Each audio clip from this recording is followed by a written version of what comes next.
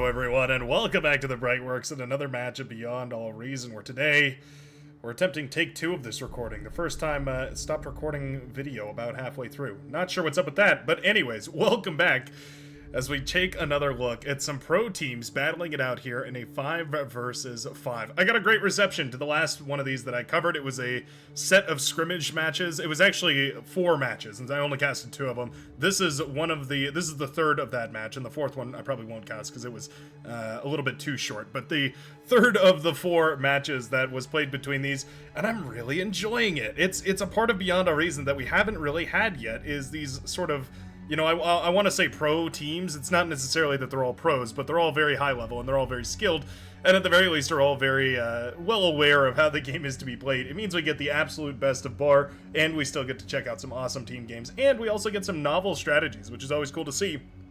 Like, for instance, we already have Rippin' and Roarin' right here. So, without further ado, before we miss anything important, our blue team leader spawning in the back right here, it's going to be none other than Pro Randy. Clocking in at 45 open skill and with the tournament winner badge. Definitely an experienced commander. Only followed up very shyly here, though, by 41, 40, 38, and 36 for Florio, Praetor, Vador, and Barcast TV. That's not in the right order, but anyways, those are the other members that make up the Pro team. Or the Pro Clan. I'm not sure if we're going with teams or clans or whoever it is, but it reminds me, whenever somebody says like a Pro Clan, it reminds me of the good old-fashioned like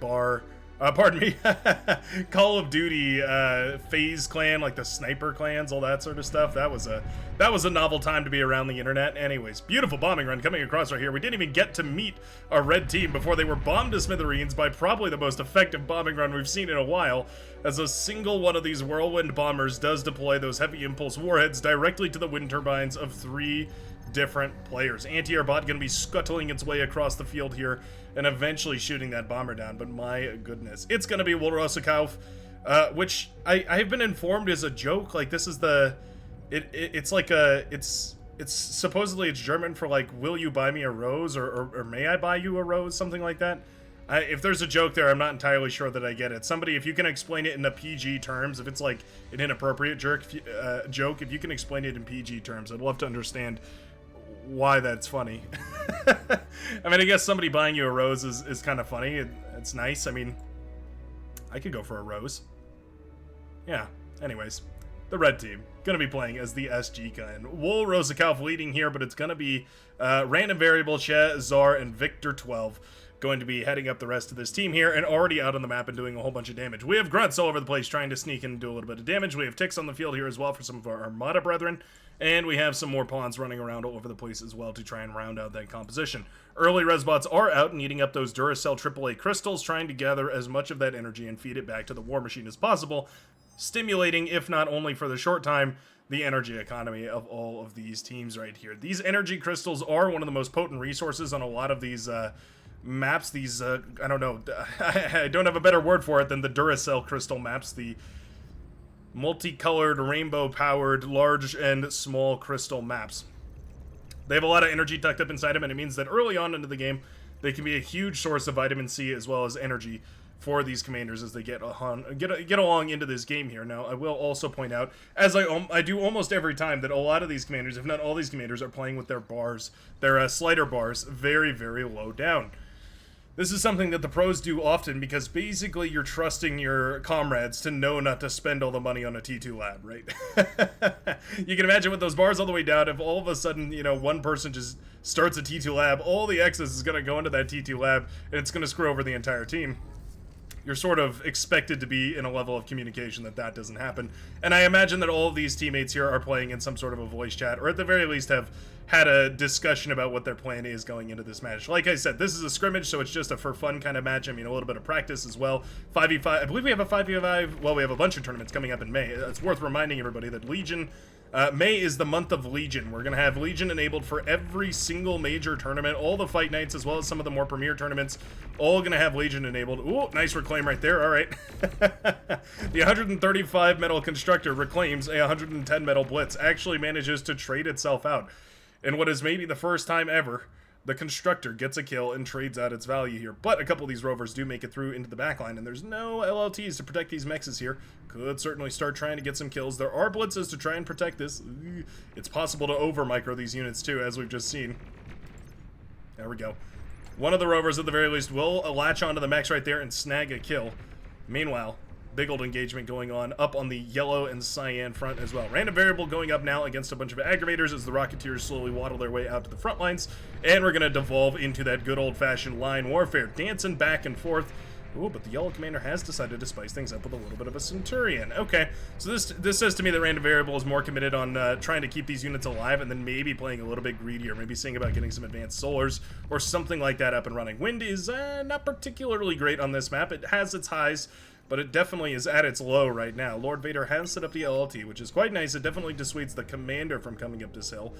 But it does mean that these tanks are going to be the, well, the necessary route to contest all this. I like this LLT here. That's obviously quite nice. Means that it's going to be difficult for Vader to move forward here. We need to see a D-gun. Do we actually see that LLT? We do see the LLT. No D-gun on the LLT, though. Does mean the orange con does establish a foothold. And more importantly than that, denies one of these metal extractors. That's 3 metal per second. That could be going back to the purple economy, but instead, will not. Yeah, definitely will not. The pros are hard to cast. They're so fast. Compared to the tedious pace of the, you know, the standard 8v8, the medium to low level 8v8s that we take a look at often on this channel, you can already see that we're only 6 minutes into this game and already the professional players here have dumped every ounce of metal, every scrap of steel into the field, and now they're going at each other's throats as hard as they can. It is the difference between knowing how to use every ounce of metal in your disposal and, yeah, being a little bit unawares of how, for instance, to E-scale, like I certainly am. I would say, you know, to put it into a comparable perspective, because I know we've got a lot of StarCraft players that like to join us from here and there. To put it into your perspective there, I would say that this is somewhere around like GM League, something like that. This is like this is the upper echelons. This is out of the materials leagues. This is into the titles leagues. Whereas, yeah, I would probably play in something like maybe Diamond or Iron League. That's where the majority of people play at. I feel like there's definitely a much wider bell curve right there, which is where I think myself and many others sit comfortably. And this is one of those things that the Centurion can do so nicely, is if you micro them extra carefully, if you're really spot on about it, you can manage to, ooh, well, loses one of them. You can manage to keep them alive against enemy commanders and actually kite commanders with them. So they have a total range here of 330, whereas the commander's D-gun is just shy of that. You can see 300, and I think the D-gun is even a little bit shorter than that. So if you kite with them really well, you can actually keep them alive, and it's very powerful. Ooh, yeah, those res bots going down hurts, though. And you can see, going for volume over strategic depth here has definitely paid off for Praetor. Certainly an easier composition to control, right? You don't have to worry about fussing over the micro, you don't have to worry about repair commands, you don't have to worry about res bots, Centurion, all this different control. You just go ahead and you go for, yeah, good old-fashioned rockets. And then if you run out, you just build some more rockets. And you'll never guess it after that, but you go for some more rockets. LLTs here, bringing down the commander in pink. I mean, that's lovely. That is going to be a huge boost to the economy right now for Barcast TV, who is the 40 open skill commentator caster friend of mine that is playing on the northern side here of this match.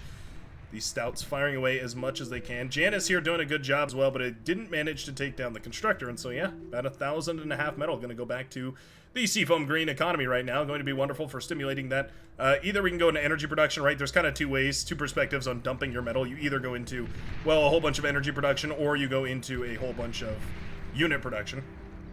Usually you have to do the former before the latter.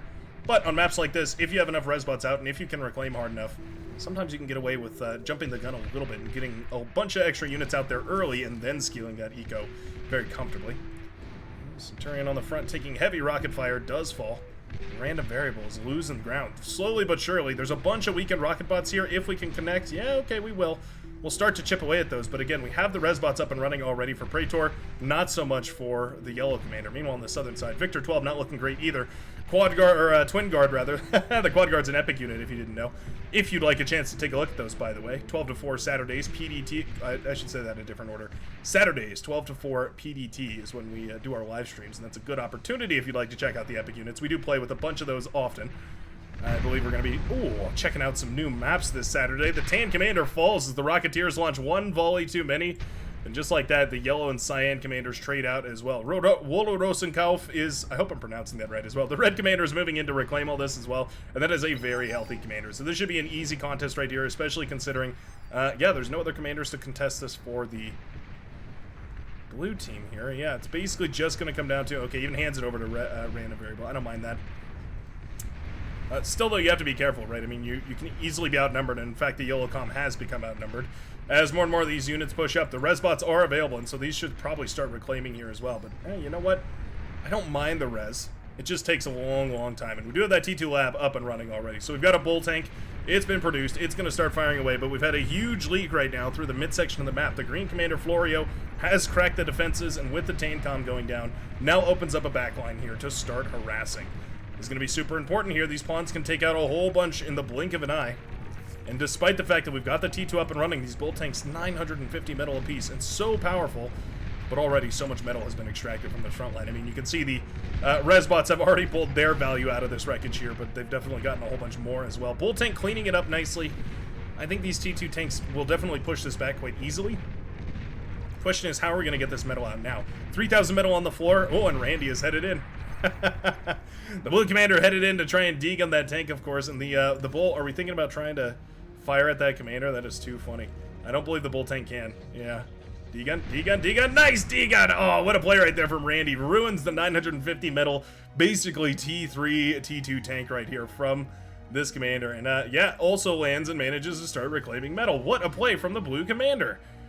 Man, that's a couple casts in a row where we've seen the blue commander whip out some phenomenal plays to win the game here. Shuriken continuing to paralyze this poor pawn, by the way. Can we please go kill this with a single grunt or a pawn or a tick or anything? It could be as easy as that. The bull here firing away into the distance as well. The second bull that was produced, I do believe, is now going to start whittling away at these T1 forces. It doesn't have very much range. Bulls are quite nearsighted, but they have a huge gun and tons of weapon range. Not so much vision range, but plenty of weapon range. Makes them quite effective as essentially a harassment, a assault, a damage, a core. They kind of can fill a lot of different roles, wear many hats, and that's part of the reason why, of course, they're so expensive. Man, what a great play right there, though. Yeah, the blue commander managed to reclaim so much of that metal. That went from about 3,000 metal down to 1,000, so gives you some perspective, right? About 2/3 of that metal went back to the blue team. Means that we should see a T2 transition. Yeah, indeed we do.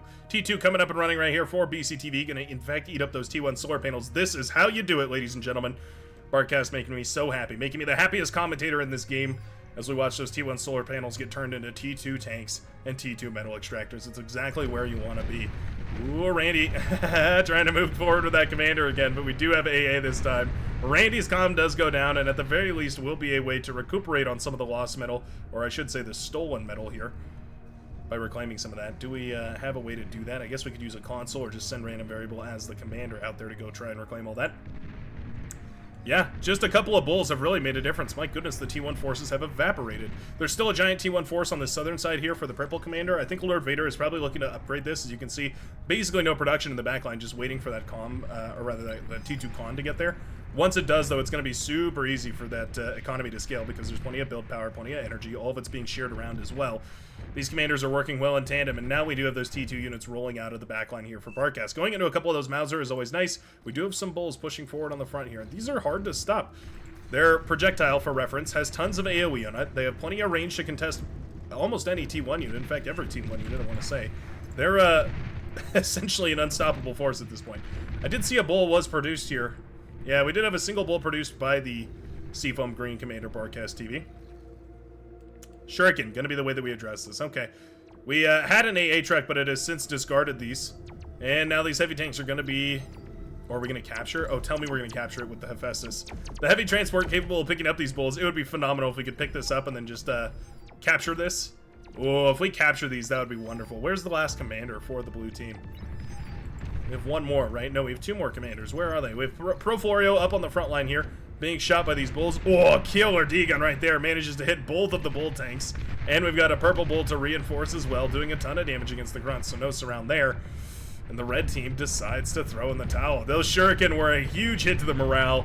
And after that push flattened out here, yeah, this started to look like it was going downhill. The blue team had the eco-scaling, they had the reclaim on par, they had most of the map under control. It was only a matter of time before those T2 rolled out. Maybe a little bit of an early draw, but definitely a well-earned victory right there. Hard fought, to say the very least, as the blue team manages to come away with the victory this time. Thanks a ton for watching, and as always, I sure hope you enjoyed it. And I hope you have a fabulous rest of your day. Feel free to subscribe, like, join the Brightworks Discord as well. We just became a community as well, which is always cool. I don't know exactly what that means for a Discord channel, but it is interesting, and we'll be exploring that in the coming months. If you'd like to be a part of that development cycle, feel free to join the Discord and give me your opinions over there. Hope to see you around, and I hope to see you in game, and I hope you have a wonderful rest of your day. Peace out, Commanders.